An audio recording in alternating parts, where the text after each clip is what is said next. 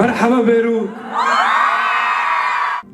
شامي، أهلا وسهلا فيك على شاشة التلفزيون الجديد. يعني الجمهور جمهور حب وحنان، جمهورك الكبير ناطرك برا بكل حماس. حب وحنان قد الدنيا، وإن شاء الله نعمل لكم اليوم ليلة حلوة مثل السنة الماضية ومثل دائما، لأنه بيستاهل كل الحب والأمل. بتعرف إنه أنت قدوة لكتير من جيل الشباب، وهيدا الشيء بيعطيك بعرف يمكن طاقة سعادة وبنفس الوقت بحملك مسؤولية، صح؟ ايه اكيد بحملني مسؤولية، واكيد بنبسط بهذا الشيء، بس كل ما عم يعتق الامر المسؤولية كل ما بيكون اصعب على الانسان. ان شاء الله نكون حملة وقدها، لانه نكون بنمثل جيل بهذا العمر، هو امر بحملني مثل ما عم بتقولي مسؤولية كتير كبيرة. ان شاء الله نكون قدها. يعني ديو مع تامر حسني كسر الارض، يعني ما فينا ننكر هيدا النجاح اللي حققتوه سوا. إذا أعطيتك هلأ خيارات بين فنانين، مين ممكن تكون عم بتأدي معه ديو قادم؟ فضل أو الأخرس أو آدم أو وائل كفوري؟ كل الفنانين حقيقة اللي عديتيهم إلي الشرف إني غني معهم، إن كان من الجيل الجديد أو من العظماء اللي ربينا عليهم.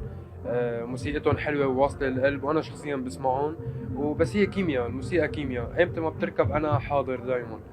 المعجبات كتار حواليك، ما فينا يعني كمان نخبي هيدا الموضوع، وكل حفلة يعني في شيء بيطلع ترند.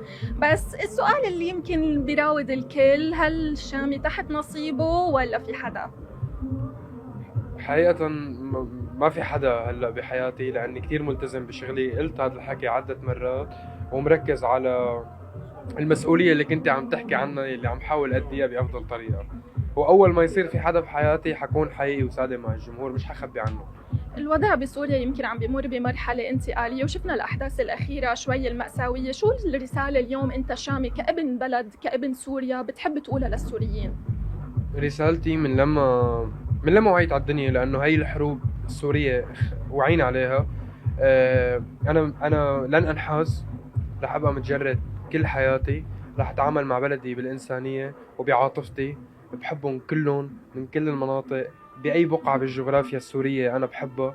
ودائما بدعي لله، وكل أنا والعائلة تبعي بندعي لله إنه الله يحنن قلوبنا على بعض.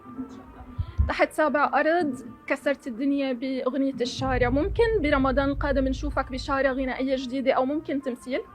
لا شك، بس حقيقة أنا تحمست لشارة مسلسل تحت سابع أرض، لأنه بتشبهني أو بتشبه المجتمع أو المكون السوري اللي أنا طلعت منه وإلى آخره، فحبيت العمل.